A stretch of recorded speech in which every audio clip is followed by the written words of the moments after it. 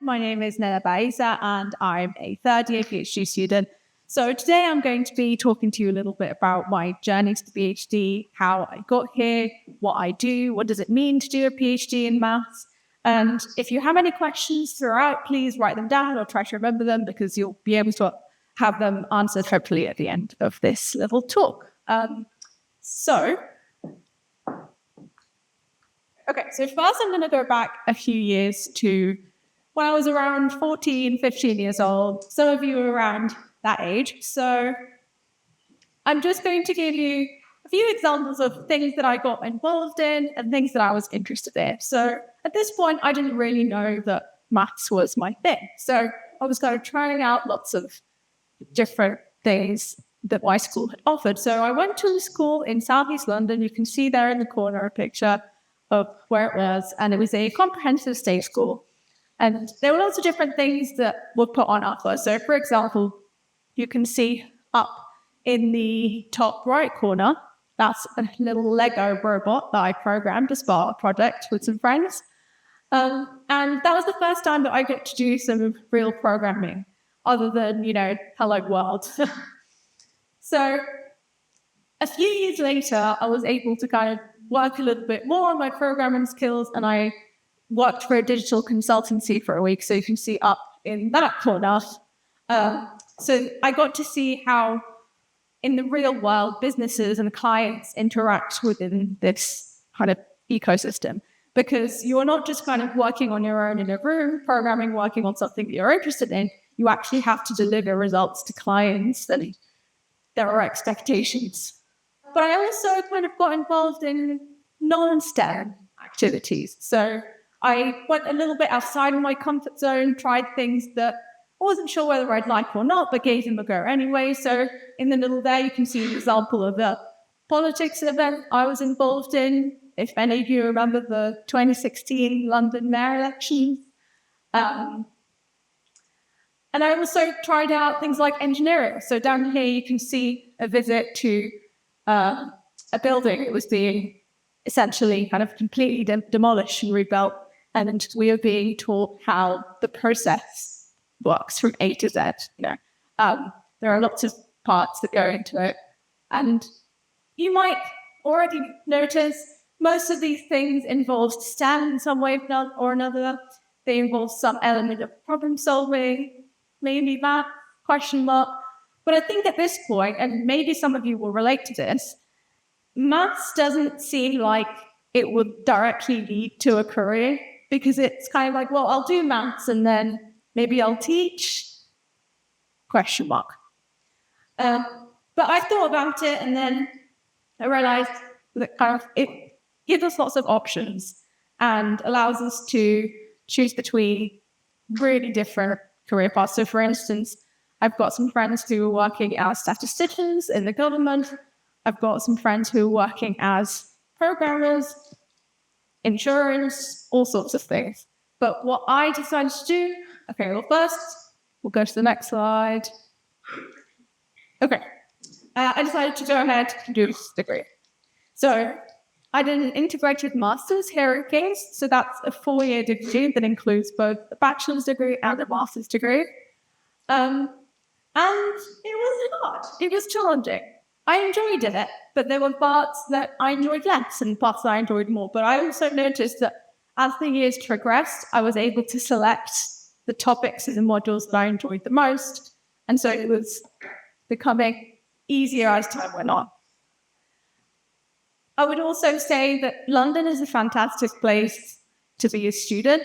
You get so many opportunities to try things that you've never tried before, get involved in things. So during my undergraduate degree, I picked up a few different hobbies like running that I'd never tried before.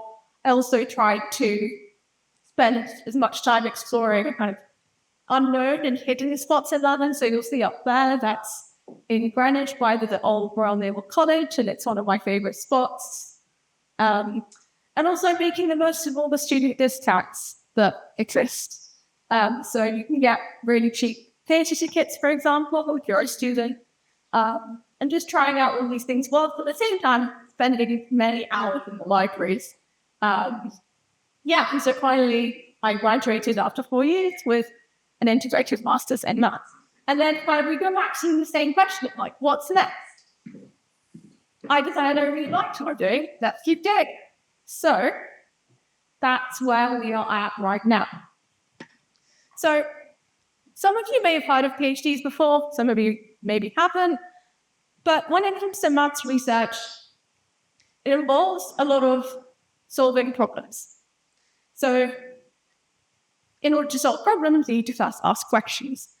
That in itself requires a lot of curiosity, and rather than just accepting things that you see, asking why, where do they come from, how do they link? So in particular, it also means that you get to build on other people's work. Maths doesn't exist in its own kind of bubble. So a lot of what we do as researchers is take something that already exists and try to either improve it or somehow apply it to a different situation so that the technique can be exploited even more. And in order to improve on other people's work, you need to learn about other people's work. So a big part of PhD research is trying to understand what other researchers are doing. So that might be through reading, through attending talks, trying to have casual conversations with people who work in different fields. Sometimes they're directly related to what you're working on, sometimes they're not, and you can see kind of connections between different areas of maths that might help you in the future, or might not. It might just end up being an interesting mathematical conversation. But in general, a big part of doing a PhD is learning about what other people are up to. We also have the opportunity to teach. So we can teach undergraduates and master's students. We can get involved in all sorts of teaching in the department. We organize seminars. So usually those are junior seminars where you get together with a bunch of other PhD students working on similar research to you. And we give talks and discuss our research. It also involves attending conferences. So sometimes that means traveling overseas, sharing your work more widely, letting other people know about what you're doing and learning about what they're doing, all really in the hope to make some sort of progress on these problems that we're trying to solve. Okay.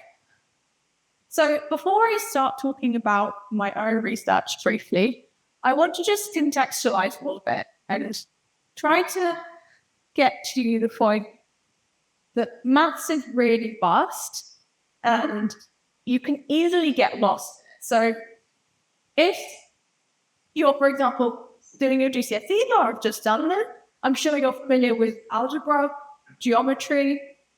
You've probably done some things with numbers. If you do A-level maths or are planning to, you're going to learn a little bit of calculus. So that's kind of like analysis, like point. There you go. But things split up into even finer categories. So, for example, geometry, well, you can do differential geometry, algebraic geometry. I'm sure there are other types of geometry that I'm unaware of. So a lot of those lie on the what we call pure math side, and you've also got things on the applied math side. So you can see that financial maths, optimization, game theory.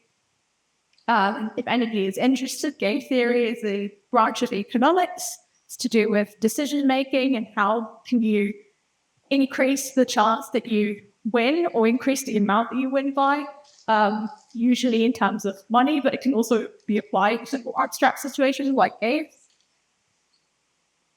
We've also got combinatorics, which you might know as counting. And that's closely related to probability, but it's also related to number theory and probably a bunch of other things that I haven't thought. This is by no means exhaustive.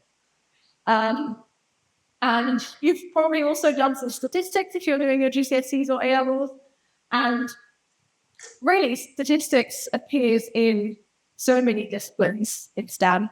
Appears in biology, psychology. And a lot of these have links outside of it. So you might be surprised to hear, for example, that this sub-branch of algebra called representation theory is actually really important to chemists. So if you've got any budding chemists in the room, There's some really cool maths that you can learn there. Physicists tend to care about differential geometry and topology. What else have we got? Okay, so the only one really I haven't talked about is number theory. So that is my area of research. And number theory is one of the more fundamental areas of maths. So the word number really means what you think it means. But in particular, we care about integers, whole numbers, and fractions. So fractions. And number theory, again, splits further into roughly algebraic, analytics. There's also arithmetic statistics.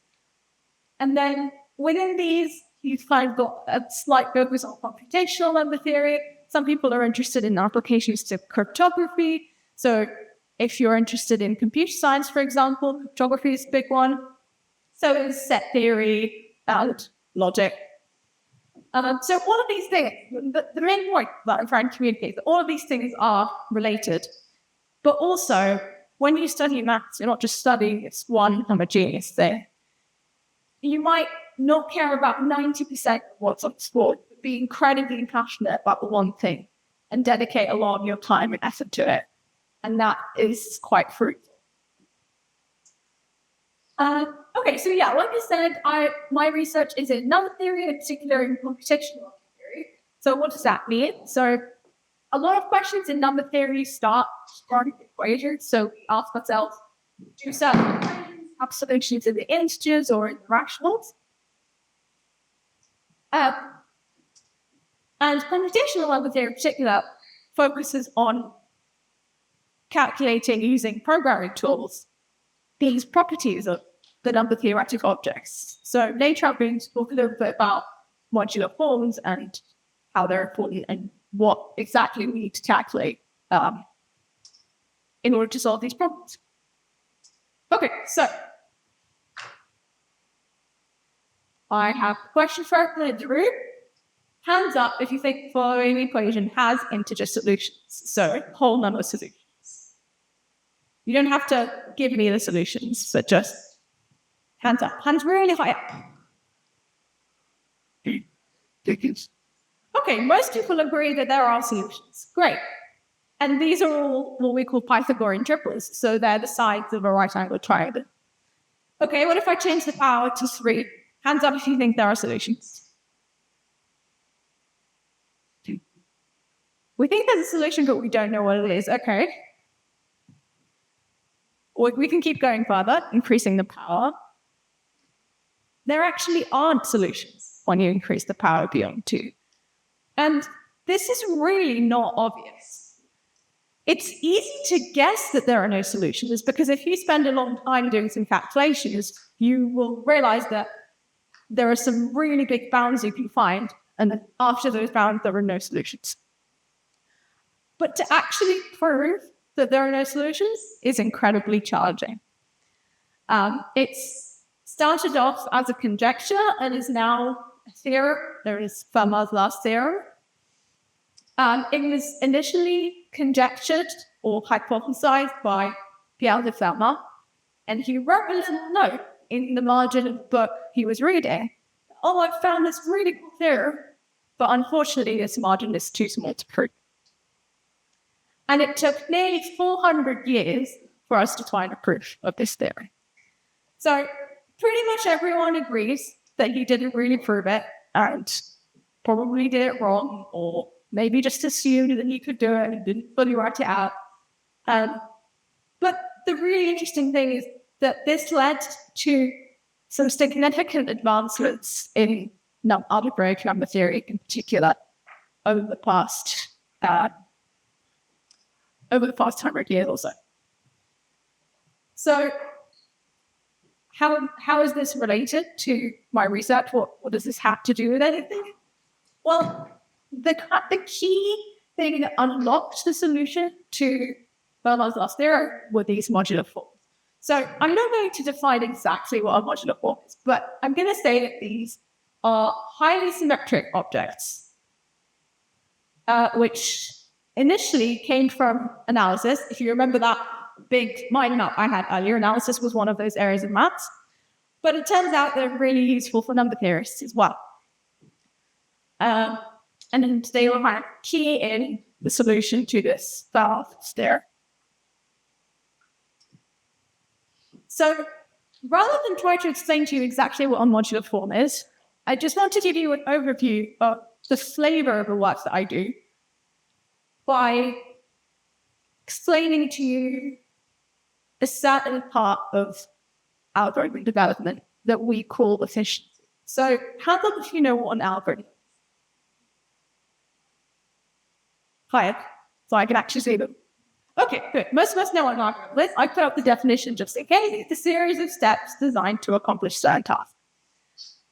So these modular forms can be computed or calculated using certain algorithms that have been developed. But it turns out that these algorithms are not very efficient. And you might say, well, it doesn't really matter that they're not efficient. They give you the answer. That's what matters. Right? A lot of the time at school, when you are trying to solve a problem and you end up doing it over 3 or 4 pages, you say, oh, I've got the answer. It's fine. It is fine if you've got all of that time invested. But it's not fine if you want to compute really big spaces of these modules. So just to illustrate this point a little bit, I want you to compare the following 2 algorithms to making a cup of tea.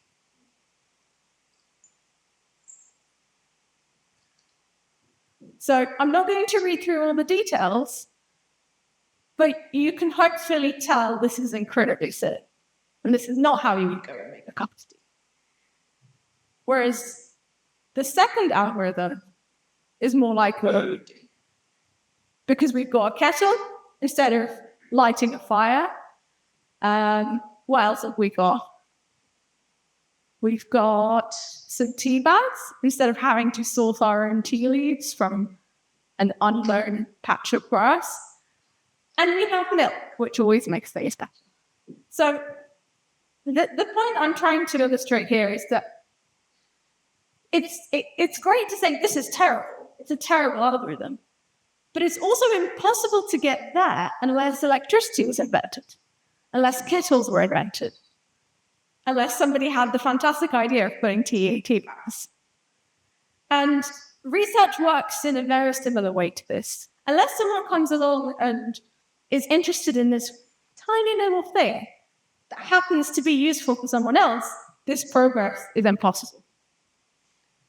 And this is why I was trying to emphasize earlier that research is really all about learning about what other people are doing and trying to apply it to your own work, or at least being interested and curious in what everyone else is doing. Okay, I think I've spoken for long enough, but just one more final comment I'm going to make is that I advise you all to make the most of any opportunities that are given to you and get involved in as many things as you can. Because that's how you figure out what it is that you like, what it is that you're good at. Even if it feels like it's out of your comfort zone, give it a go. The worst thing that could happen is that you don't like it and you don't do it again. Okay, thank you all. So now I'm happy to answer any questions.